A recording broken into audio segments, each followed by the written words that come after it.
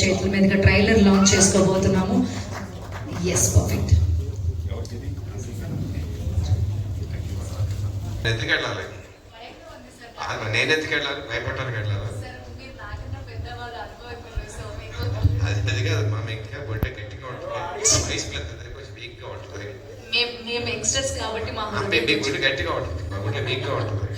మీరు వెళ్తారా సుధాకర్ గారు? అది కాదండి, భయం లేదా మీకు? దయ్యం ఉంది లోపల, దయ్యం ఉంది, కనిపిస్తాం లేదండి. అదే మనం మాట్లాడుకోవడానికి ఈ దెయ్యం గురించి భయపడక్కర్లేదు. ఇవాళ ప్రపంచంలో పెద్ద దెయ్యంలో ఉంది, దానికి భయపడాల్సిందే. నాకు తెలుసండి, ఆ దెయ్యాలంటే గోడు.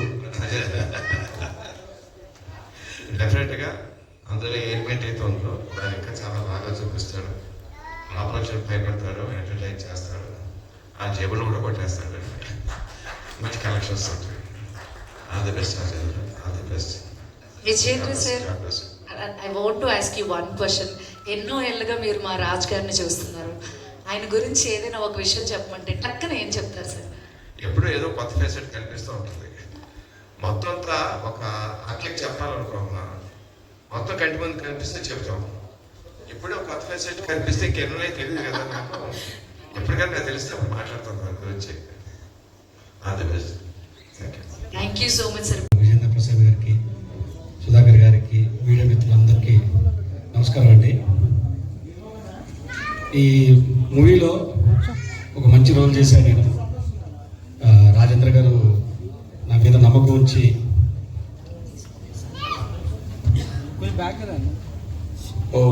10 years నుంచి ఎగ్జిక్యూటివ్ ప్రొడ్యూసర్గా సినిమాలు చేస్తున్నాను. నేను థియేటర్ బ్యాక్గ్రౌండ్ నుంచి వచ్చాను.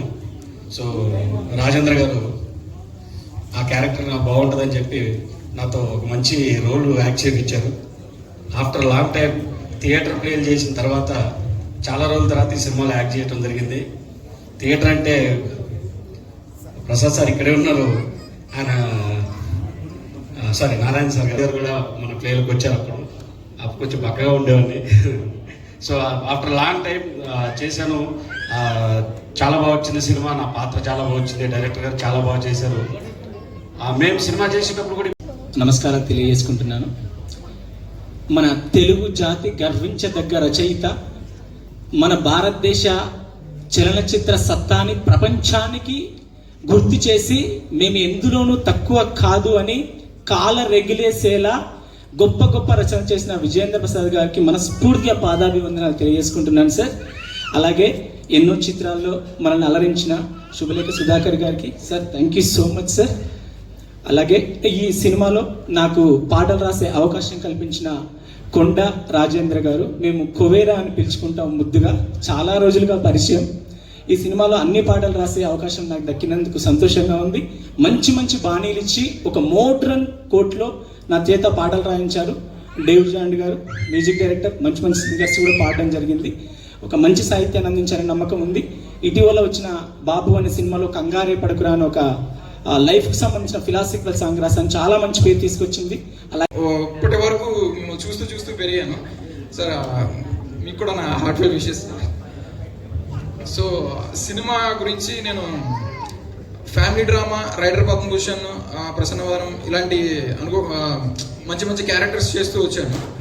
సో నాకు ఈ 3 సినిమాల తర్వాత మా ఫ్రెండ్స్ కానీ, సినిమాల్లో కానీ నేను చేసిన హీరోస్ కానీ చాలా చాలా చెప్పేవాళ్ళు, నీకు చాలా మంచి రోల్స్ పడినాయి స్టార్టింగ్లోనే, నువ్వు చాలా జాగ్రత్తగా తీసుకుంటూ వెళ్ళు, ఏది పడితే అది చేయి, మాకు చూసుకుంటా, తెలియకపోతే అడుగు, మమ్మల్ని అడుగు అలా చెప్పి నన్ను మంచిగా గైడ్ చేసుకుంటూ వచ్చారు.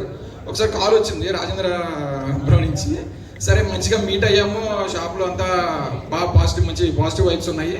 సరే టైటిల్ ఏంటి బ్రో అంటే లోపలికి రా చెప్తా అన్నారు. ఒక్కసారిగా ఫ్యూజ్లు ఎగిరిపోయినాయి. ఇదే నాకు ఈ చెప్పిన వాళ్ళందరూ మైండ్లోకి వచ్చారు, ఇదేంటి టైటిల్ నాకు అసలు ఒక్కసారిగా అంటే ఇప్పుడు ఏం చెప్పాలి, అసలు ఏంటి ఎస్కేప్ అవ్వాలా లేకపోతే నేను ఏం చేయాలి అనేది వచ్చింది. సరే చెప్పండి బ్రో అన్నాను. ఆ టైటిల్కి అసలు తను ఆ థాట్ ఎందుకు వచ్చిందో చెప్పారు. ఆ థియేటర్ బయట నా టైటిల్ బోర్డు ఉంటే ఒక ఆడియన్ని పిలుస్తున్నట్టుగా నేను లోపలికి రా చెప్తా అనేది చెప్పారు. ఒక్కసారి అక్కడితో దెబ్బకి నాకు మొత్తం రివర్స్ అయిపోయింది, మొత్తం ఒపీనియన్ అంతా అక్కడే అయిపోయింది నాకు ఫ్లాట్. తర్వాత మళ్ళీ ఆ స్టోరీ డిస్కషన్లో చెప్తుంటే ఆ సీన్ వచ్చింది కరెక్ట్గా టైటిల్